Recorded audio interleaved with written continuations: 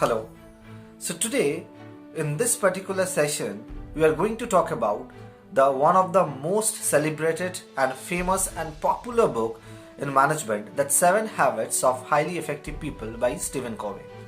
But in this session, we are not going to talk about much about the principles, about the frameworks, about the guidelines you must follow to become highly productive and manage the different 7 habits, which is essential to become more effective and productive. But on the other hand, we are going to conduct the entire session in a storytelling mode. The session would be explaining the 7 habits of highly effective people in a storytelling mode. We will talk about, or we will tell you 7 different stories in different aspects, be it in an organization aspect, be it in a personal aspect, or maybe our day-to-day life. We are going to talk about the stories, and then we will connect these 7 habits of highly effective people as explained in this book. Now, obviously already you know about what are the different frameworks, what are the different principles, what are the different things you should follow to become more productive or become more effective. But on the other hand, most of the time we fail to connect it with our day-to-day life, with our day-to-day professional life as well. The primary objective of this session to connect that through a storytelling mode. Let us start with our story number 1. There are 2 guys, person A and person B. Both of them got an admission in an engineering college where they are going to pursue their B.Tech. Now, the person A actually is coming from a convent and English medium background, therefore have a very good communication skill and also a great command over the language, good personality, smart. Therefore, obviously, a very good candidate for future who can get a job. Quite natural, right? We always think that whoever have that X factor, smartness, communication skill, would be a very good material for job. On the other hand, person B is coming from a very humble background, good in studies. Definitely that's the reason he got an opportunity in one of the most prestigious engineering college in the country. But definitely not coming from an English medium convent background, a local government school where he haven't studied English like that, not have the environment to improve or nurture his communication skill, and definitely not as dashing as person A. So obviously person A is starting his engineering degree with an age. If I compare it with person B. Now person B can understand his weakness and definitely is ready to invest time and effort to improve himself. So therefore what he has done, he knows he has 4 years of time, and therefore he started at first a spoken English class, so to improve his spoken English. But definitely it's very natural, someone who is doing it from the day 1 or from the class 1 of his or her school, and another person after attending college, if going to start improving the communication skill, that's definitely not going to reach to that same level. And yes, person B improved the communication skill. It was not as bad as when he started his career or started his B.Tech degree, but on the other hand, yes, not as good as person A. But person B didn't stop there. He also know that there are different trending technology in the market. They want to be a software engineer. Both of them are aspiring software engineer. So what person B has done, he understood there are market demands of cloud computing. There are market demands of analytics as well. So he has gone for 2 extensive certification, online certifications and learning related to cloud computing and analytics. Plus, he also started to study on his own, then working on different demo projects, and also try to understand how it can be implemented in different live projects. Now, obviously that he was doing privately. No one was that much aware of that kind of effort. So therefore there was a kind of assumption that person A will get a much better job in the campus placement than person B. Because why? Because he is much better than person B in any aspect. Look at his communication skill. Look at the way he speaks, the way he expresses himself. So obviously, person is a much better candidate than person B. But in reality, person A got a very good job, no doubt about it. He is good. Why he will not get a good job? But person B got an opportunity in one of the biggest multinational giant or IT company of the world, where they are actually right now wanted to create a new R&D section, a new innovation center related to cloud computing. So they are one of the biggest cloud computing service provider, and they are looking for fresh talents who are already exploring it and already have done certain certifications and also have experience little bit to work in some live projects, demo projects at least, which person A doesn't have. Person B already have done that. Maybe he has very moderate communication skill, but how does it matter to that company? They are looking for future cloud computing professionals or experts in the market. Communication skill will grow over a period of time. They know that. They have that kind of environment that it would be improved if you have the basic level, which person B has. So therefore, the point is, what is the difference between person A and person B? That person A, in spite of starting with an age, never got the best opportunity. But on the other hand, person B always have some weaknesses, but still he got the much better job than person B. A kind of dream job, I would say. So the primary reason is that proactiveness. The number one point here, proactiveness. So person A never tried to improve where he is. Everybody has some strength, everybody has some weakness. You never know that. You have to explore it, you need to identify it, and you need to work on it. It's not bad if you have a weakness. It's bad if you're not identifying it, if you are ignoring it, and if you are not working on it. Person A has never tried to identify any of his weakness. His weakness was not having the knowledge on latest technology. Obviously, everybody will have that weakness at that beginning of their study, at the beginning of their engineering study. But you must overcome that. And what person B has done, he is very much aware of his weakness. He worked on his communication skill further to improve him to be in a much better position than any other competitors. He also studied different latest technology and also certified himself and worked on live projects, and that's why at the end of the day, person B secured a much better job than person A, or maybe many other students who are definitely much better than person B.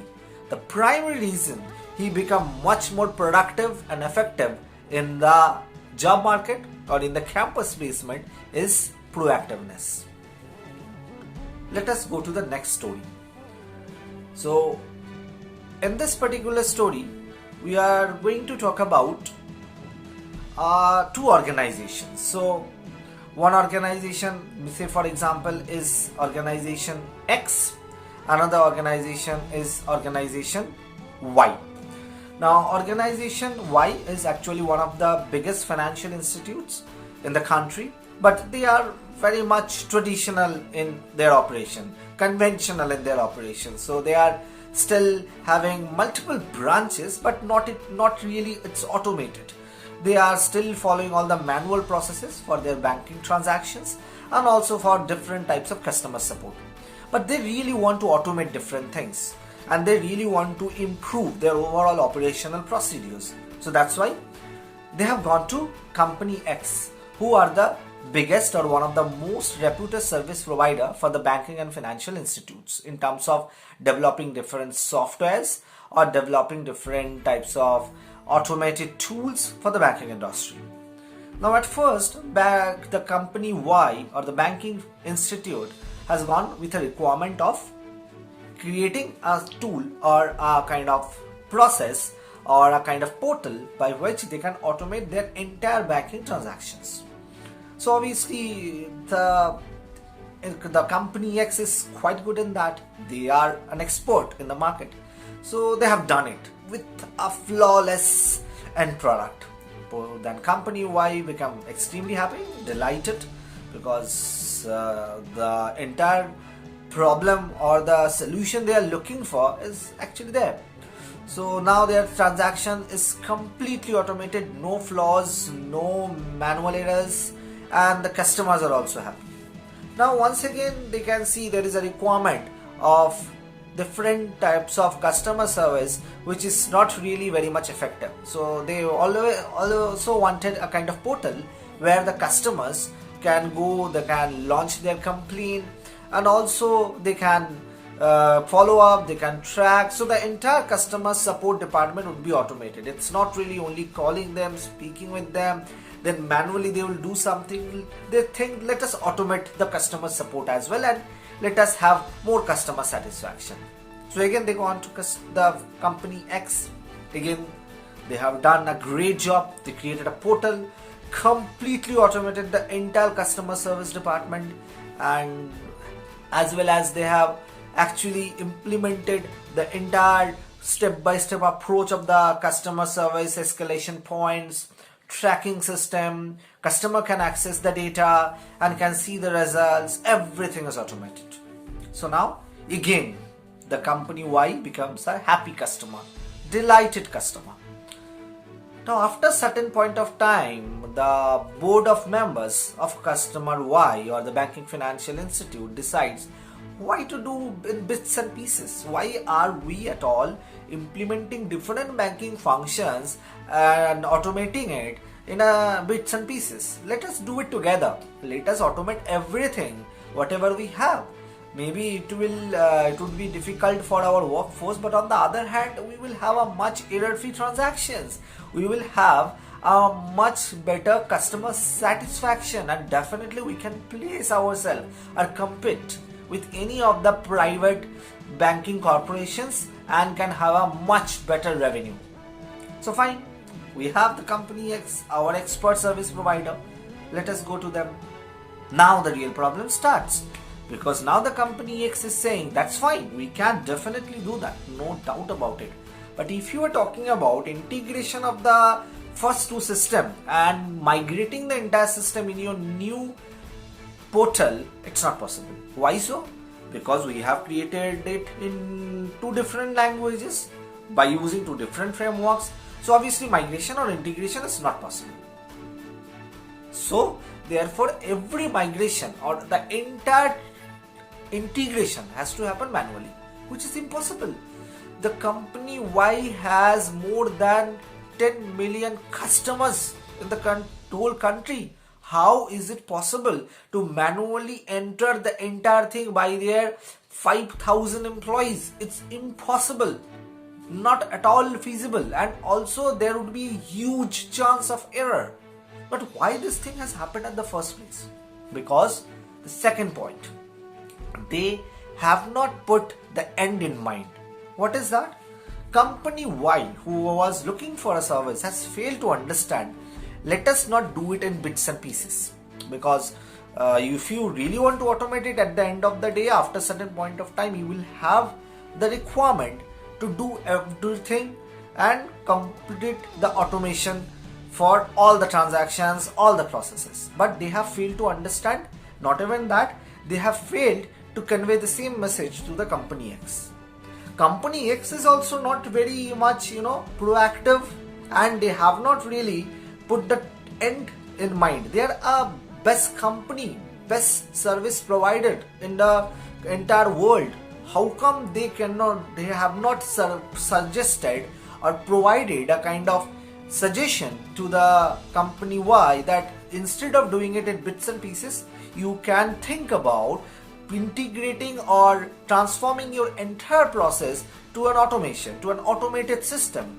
But they have not done it. What they have done, whatever the customer is looking for, they have done it. They are just behaving like a service provider, not like a consulting company. They never thought about the end product, what will happen and what will happen in future. So they have not kept the end in mind, and that's why. And also another important point that whenever you are building two systems, you cannot or you should not create into different technology to different framework. At any point of time, the requirement can come of integration. They're the experts. How can they miss that? But they have done it, and that's the reason. Right now, the entire next level activity is in jeopardy, and both of them are not sure how to go about it. And that's happened because they have not considered on the point number 2, that's putting the end in mind. Now, let us go to the third story, where we will talk about an employee, David. So, David as an employee of a particular organization is one of the most innovative, one of the most creative, and one of the most enthusiastic and best performer of the organization. So definitely everybody is happy about his performance. Everybody loved him. Everybody looked forward to him as the one of the best employee of the organization to contribute in different organizational activities. And definitely it has no doubt that he is one of the best performer who always delivers everything on time. Now, one certain day, David received 4 emails. The first email is from the CEO, where the CEO is asking for the nominations, where the nominations must nominate themselves for a new innovation lab to be opened in the organization, where people will work on different R&D and innovative activity to develop new products, new services. So they need to nominate themselves. They need to create a small PPT and a write-up for explaining the reason of their nomination, and if they already have certain ideas, they can mention that as well. Definitely one of the most interesting and exciting opportunity in the organization. The CEO has conducted a seminar few days back, an open house few days back, explaining the same thing. Now today the mail has come and he has given around 10 days of time to submit the nominations along with all the required details. The second email has come from the customer of David, in which project they are actually working, where the customer is actually facing a huge problem in order to one of their transaction, where the system is not working properly and actually the customers are facing trouble and they are having different types of money related transactions. So the company is actually losing revenue because of this issue. The third one is from the manager.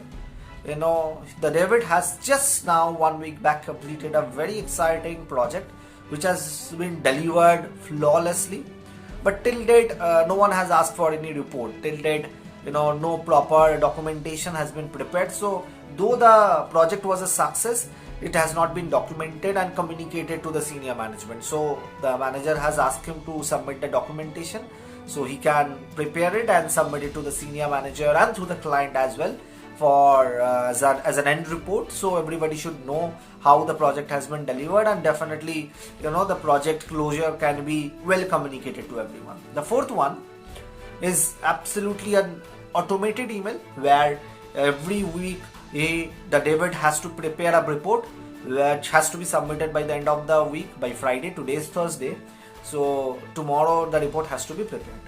Now what David has done, David has actually started with the first email, with the CEO's email, because he is very innovative, he is very creative, he's bored with this day-to-day job and delivery and all that. So he has started with creating a PPT, documenting different innovative creative ideas, and then already dreaming about becoming one of the best R&D person of the organization, spend the entire 6 hours in that day.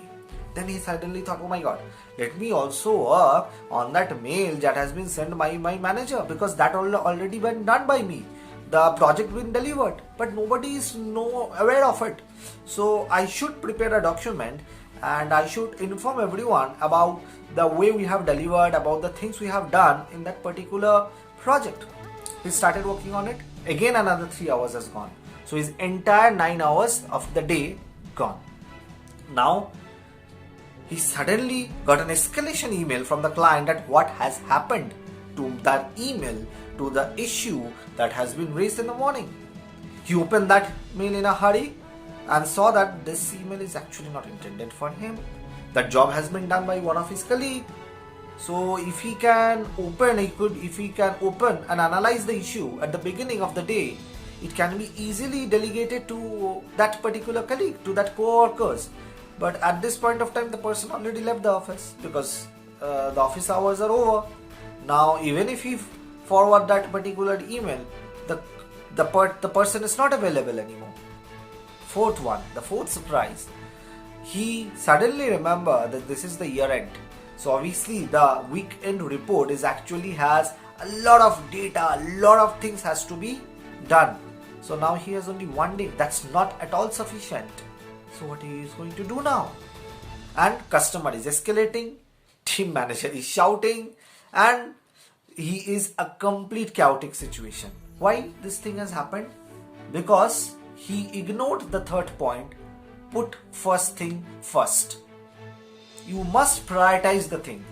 You cannot ignore something which is burning, which is extremely essential, and do something which can be delayed, which is actually a kind of planning, development or improvement item. The day-to-day activity, the firefighting, the deliveries which has a timeline must be done at first, should be kept in an urgent category, which David has not done. The client email has to be done at first, has to be addressed at first. Then the weekly report has to be prepared. The CEO email is very important, no doubt about it. It's extremely important, extremely exciting, but it has already 10 days of time. Why the hell you need to do it on the first day? You can do it next day, you can do it after completion of your report. And again, the project report which he has done 1 week back can be waiting for another 1 or 2 days. The manager never has asked him to provide it today itself, because it's already 1 week has gone. He can wait for another 3-4 days. But by the excitement of doing something new, by the excitement or providing the information whatever he has done so far, he has missed his immediate delivery. He have not done which has to be done at first. And that's why we must prioritize our task. That's the point number 3. Let us go to the fourth story. Let us assume John, one of the team manager of one maintenance project of an organization. Now the organization is providing a maintenance support to one of his customer, where the team members has to work in 24/7 environment, because every time different emails, calls can come, and there is a timeline, there is a TAT of providing the solution within 2 hours, and that's how actually the company get the payment.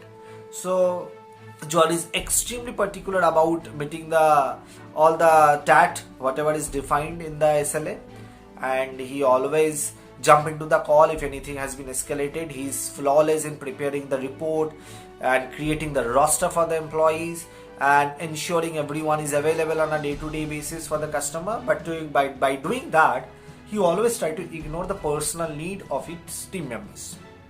Team members are not at all allowed to take long leaves. Team members are not at all allowed to take any sudden leaves. Even if it is happening, he is not very happy about it. He always blame and he always take it in a bad spirit.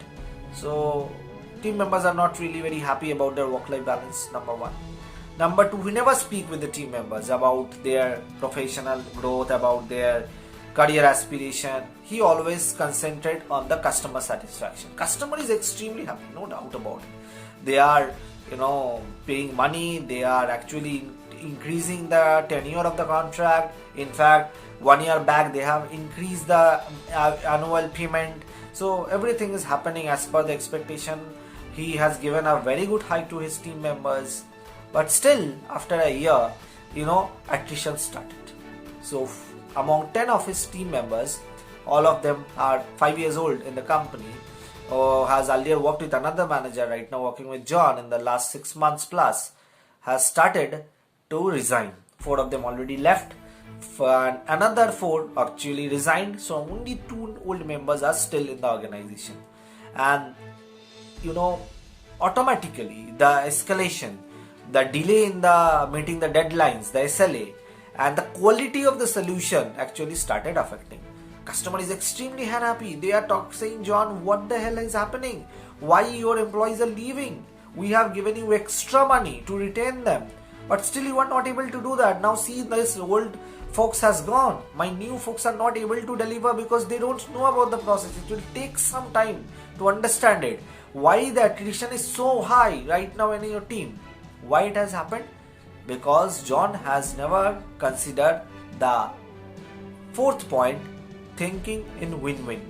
Because he always think that we should make the customers happy. But who is delivering your work? Your employees, your team member. He never think about their work-life balance, their aspirations, their career growth, their good or their bad or their thought process. He never concentrated on that. He always tried to ignore that. And now, because of that, all the associates, all the employees started to leave the organization. So though he is so punctual about his delivery, so focused to the customer, at the end of the day, customer is also not happy. So you cannot only think about the benefit of one of the party, you need to think about the benefit of both the party. Both the parties should be benefited. Otherwise, at the end of the day, obviously the end result will not be very good. Let us go to the fifth story. Now here a person, say for example Ram, has started a startup company, a very exciting startup company. Ram is very good technically, and in the startup company they is actually planning to provide a service or create a product related to e-commerce industry, a very niche service where I know some of the automation will happen. And he has hired 20 best talent, 5 of them are fresher, 51 lateral, and they are one of the best talent in the market, provided a very good salary package, also very much flexible work hours. You can work from home, you can work from office, doesn't matter. And also they are, they can learn different new things. All the certifications they can do, he will approve it. They can do a lot of R&D. The only demand is they should come up with some ideas, with some thought process, and then implement the product. So the career growth is there, flexibility is there, salary is there. He speaks with them on a day-to-day basis, but he never tried to create certain structure in the organization. He thought that why I will create a structure, why I will create certain policies that will actually hold the employees to do everything, and they will not think openly. They will not have any freedom. Let me not implement such policies and structure in the organization which is not maybe very helpful for them to grow. But at the end of the day, after a couple of months, Ram has observed that actually his product is nowhere. All of them are coming from different ideas. Nothing is connected with each other. Work is not happening. Everybody is thinking they are a scientist, and actually at the end of 6 months, nothing has been achieved. He spent a lot of time, lot of money, lot of effort, but the end result is zero. Why this happened? Because it's unlike John. He has invested so much time, money, effort for the improvement, growth, salary for his associates. Because you need to understand your employee. The fifth point, understand at first, then you try others to understand you. Because you are trying to get some business outcome, business ideas from your employees for your organization. But if you are not able to understand who is good at what, everybody is not good at everything. People are good in delivery, maybe some of them in project management, some of them in client communication. So different capabilities are there. Ram has never invested any time, any effort to understand that particular thing. He never tried to understand his workforce. Therefore, the work division, the structure never been implemented, and therefore they never been able to understand how to deliver the work, how to connect with each other, and how to ultimately deliver the end product which will run the business of the organization. That's extremely important. He missed that first point, and that's why right now, after 6 months, after so much of effort, doing everything right, just because of lack of understanding of his workforce, his entire work is actually in a chaotic situation. Nothing has been achieved so far. Let us go to the sixth story. That's a very small story, a small example I would say. So if you are in India, you know about the Dabbawala, but if you are not in India, let me just tell you that a Dabbawala is a concept who delivers the food from the house to the workplace. Now in Mumbai, particularly in Mumbai, because of this nature that the city is extremely narrow in its length, in its width, and also one place to another place is extremely far away. So traveling takes a lot of time. So most of the people, they leave their house around 7 o'clock, 8 o'clock in the morning to reach the office on time, and sometimes 6 o'clock in the morning as well. Life is very hectic, life is very difficult in Mumbai because of this traveling issue, but that's how it is. So therefore the problem is most of them cannot carry their tiffin curries, tiffin box. with them, because it's impossible for their house to prepare their tiffins at that early hour. So they had dabba wala. Dabba wala take that particular tiffin from them at 10 o'clock, 11 o'clock in the morning, maybe at 12 o'clock, and then gradually they put it to their chain of network and then get it delivered to the office of that person. And they are servicing more than million of people on a daily basis. And they have a network, like say for example, if you have, you need to deliver from one point to another point, there are 3 dabbawalas in 3 points. So one person go to the first point, second person go to the second point, third person ultimately deliver to that person. So that way the entire delivery happens. They have some tagging system, they have some identification system. That's how the exact tiffin box has been delivered to the exact person, to the right recipient. And it is happening on a daily basis, mostly without any flaws, for millions of people. Now how it is happening? The primary answer is synergizing. They are so well coordinated as a team, so well synchronized as a team, so well synergy is there, though that no flaw ever happen in that particular system. Actually, this dabbawala is an extremely important case study in one of the most of the reputed or prestigious B schools around the world, because that's a perfect example of team coordination where everything is happening like a well-oiled machine, without any flaws, without any hiccups. The 7th or the last point, that is a woodcutter story. So what is a woodcutter story? Let me just tell you the story at first, and then let me connect with the 7th point here mentioned in the 7 habits of highly effective people. So there was once upon a time a woodcutter. The woodcutter was very hardworking and extremely poor, so he needs money. He starts his day at 6 o'clock in the morning, and then up to 12 o'clock he every day go to the jungle and then cut the wood. So every day his target is around 20 woods, and that's how he is doing it for the last 6 months plus. But suddenly he saw that the number of woods are decreasing, though he's spending same amount of time, 6 hours in a day, but still gradually the number of wood is decreasing. Earlier 2 months back it was 15, right now it has become 12, and this is very difficult for him to survive because he needs money, he has certain requirements. So if it is happening like this, he cannot survive. So what he done? He increased the time investment. He started to work instead of 6 hours, 10 hours in a day. At first 8 hours, then 10 hours in a day. And obviously his production or his woodcutting has increased once again. It has gone to 18, then 19. But again, he saw a sharp decrease in the woodcutting. Again, it is decreasing, gone to 12. Now why? Why this thing is happening? What is the reason? Though he is investing more time, effort, but still the result is less. The primary reason, he never sharpened the saw. What is your saw? It's your skill set, it's your capability, it's your ability to learn new things. So even if you are putting same effort, same time and same kind of things are happening, but still if the skill set has not been developed, if the capability has not been developed, you cannot expect the same result, not even a good result. So to be better, productive, to be more effective, and to be in fact as effective as you are in the past, you need to improve your ability. The world is changing. The entire world is coming up with different new requirements, different new trends.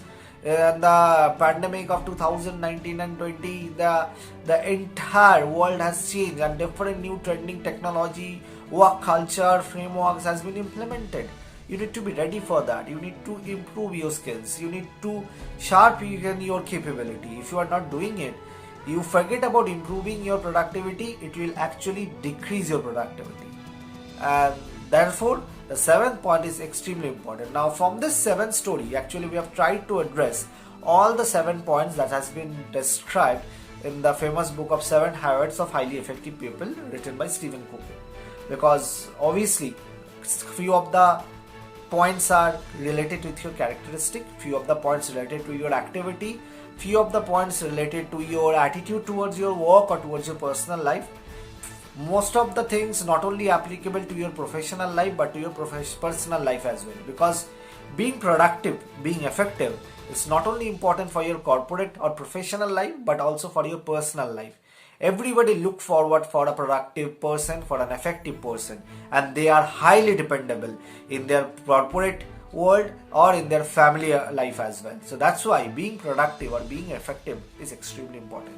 So in this particular 7 stories, we have understood the 7 points described in the book of Stephen Covey, and the points are being productive, putting end in mind. Then the third point would be first thing first, think win-win, understand others, then understood yourself. Then the 6 points would be synergy, and the 7th one is sharpen your sharp. So let us work towards becoming more productive, more effective, and a much better professional and person or individual in our professional life and personal life as well. With that note, we'll end the session. Definitely we are going to come up with a new session in Udemy, where we are going to launch a specific session or a specific course related to leadership and business management and management, where we will talk about different leadership skills, like starting from self-leadership, then your different types of leadership aspects like emotional intelligence, change management, counseling, handling conflict, then change management, and as well as understanding your own leadership style, interpersonal communication, and also different management related aspects like meeting management, influencing others, being assertive, then being in a consulting mode, analytical, confirmation handling, then managing a performance, and also business and finance related things, and also different types of book reviews where we will understand about different aspects related to management and leadership. So if you really want to grow your leadership and management skill, the course would be a perfect fit for you, where you will not only understand about the concept but also you will understand how to assess yourself. You will identify your own leadership traits and capability, plus different things you need to know to be a much better management professional, to be a much better effective manager and a professional as well. So thank you for listening. That's all for the session. Bye bye.